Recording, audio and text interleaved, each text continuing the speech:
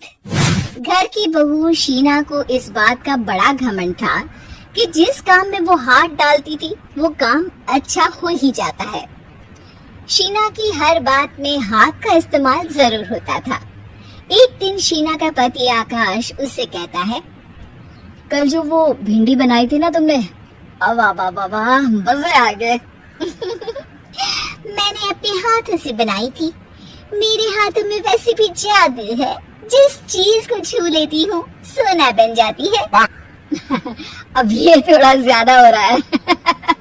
मतलब अगर हर चीज को छू के सोना ही बना देती हो तुम, तो हमारे नाम के पीछे भी मणि लगा देते हम।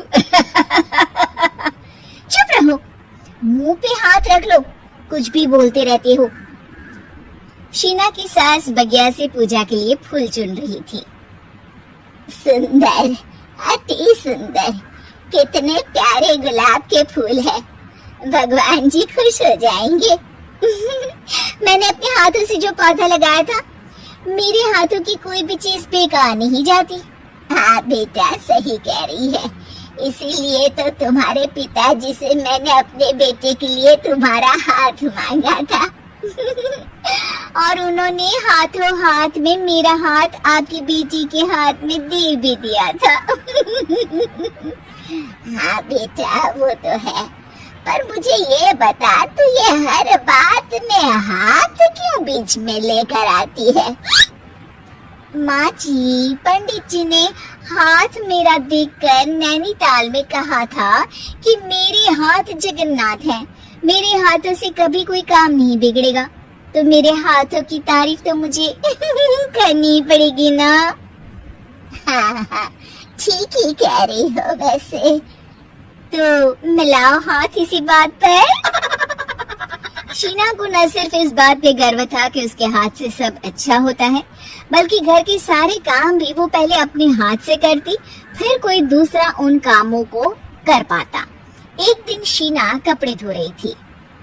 अरे घर में वॉशिंग मशीन है तो सही, खुद क्यों थक रही हो? कपड़े पहले मेरे हाथ से धुलेंगे, फिर वॉशिंग मशीन से। पहले हाथ की सफाई, फिर मशीन की धुलाई।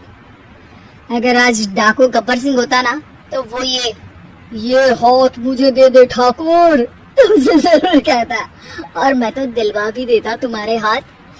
हर एक काम में हाथ बटाओ, ज्यादा जुबान न चलाओ, वरना दूंगी एक उल्टे हाथ से। क्या दोगी? कपड़े दूंगी, लो निचोड़ो। ऐसे ही एक दिन, अरे बहू, ये सोफे पर चढ़कर हाथ से पंखा क्यों घुमा रही हो? माँ जी, क्योंकि मेरे हाथ से घूमेगा तो ज्यादा अच्छे से हवा देगा। अरे बेटा, फिर तो तुम गाड़ी का पहिया भी हाथ से घुमा के मायके जाया करो।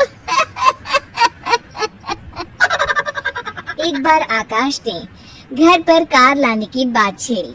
माँ, सोच रहा हूँ कि एक कार लेकर आता हूँ। ले ले बेटा, क्यों नहीं? अरे पैसे हो तो हवाई जहाज भी ले लेना। हाँ, पैसा तो हाथ का मेल है, ले लेते हैं। इस हाथ पैसे देंगे, उस हाथ कार ले लेंगे।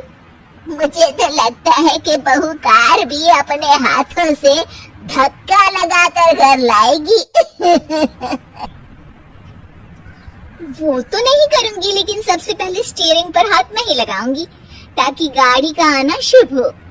अरे घर ले आने तो दो, फिर हाथ लगा लेना। लेकिन शीना नहीं मानती। अगले दिन ही सब कार लेने जाते हैं। शीना सेल्समैन से कहती है, भैया ये कार बहुत पसंद है, पैक कर दो। अरे ओ भगवान, 2 मीटर कपड़ा नहीं है जो पैक करवा ले, जरा चला कर तो देखने दो। यस सर, बिल्कुल, टेस्ट ड्राइव कीजिए ना। अरे नहीं नहीं, सबसे पहले मैं हाथ लगाऊंगी गाड़ी को, मेरे हाथ अच्छे हैं। अरे यार, हाथ तो मैं भी धोता ही हूँ, और आजकल तो सैनिटाइजर से भी धोता हूँ। मेरे काम में हाथ ना अड़ाओ। अरे टांग ना अड़ा होता है भाग्यवान, हाथ नहीं। शीना ड्राइविंग सीट पर बैठ जाती है और आकाश उसे गाड़ी के फंक्शन समझाता है। देखो शीना, ध्यान रखना, ये है स्टीयरिंग, इससे राइट लेफ्ट जाएंगे। ये है एक्सेलरेटर, इससे स्पीड कंट्रोल कर सकते हैं, और उसी के पास में है ब्रेक, जो तुम्हारी जुबान में शायद मिसिंग है। ठीक है, ज्यादा भी सिखाने की जरूरत नहीं है। मेरी माँ तो कहती है कि मैं अगर अपनी शुभ हाथ लगा दूं तो जग घूम जाए। तो ये स्टीयरिंग क्या चीज है? शीना गाड़ी स्टार्ट कर देती है और स्टीयरिंग को घुमाते हुए एक्सेलरेटर पर धीरे से पैर रखती है और शोरूम के बाहर के एरिया में ही गाड़ी घूमने लगती है, जहाँ दूसरी गाड़ियाँ भी रखी हैं। देखा मेरे हाथों का कमाल। अब ब्रेक दबा दो, आगे गाड़ी है। शीना आगे गाड़ी देखकर घबरा जाती है और पाँव गलती से एक्सेलरेटर पर पड़ जाता है। कार आगे खड़ी एक बड़ी गाड़ी में घुस जाती है। दोनों कार से उतरते हैं। सेल्समैन भागते हुए आता है। अरे 7 लाख की गाड़ी खरीदने आए थे और 15 लाख की गाड़ी ठोक दी। Oh my God. आकाश की माँ, आकाश और शीना घबरा जाते हैं।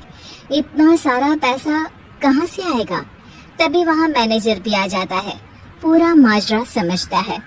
अरे टेंशन मत लीजिए, गाड़ियों का इंश्योरेंस था। आप जो कार लेने आए थे वही खरीद लीजिए। पर मैडम, जब तक आप सीख ना ले तब तक गाड़ी मत चलाइएगा। अभी तो आपने गाड़ी बस ठोकी है, जिसका बीमा भी था, लेकिन सड़क पे चलते हर इंसान का बीमा नहीं होता। अरे मेरे हाथों से छूट भी गया ना तो उसकी जिंदगी बन जाएगी, और अगर चला भी गया तो स्वर्ग ही पाएगा।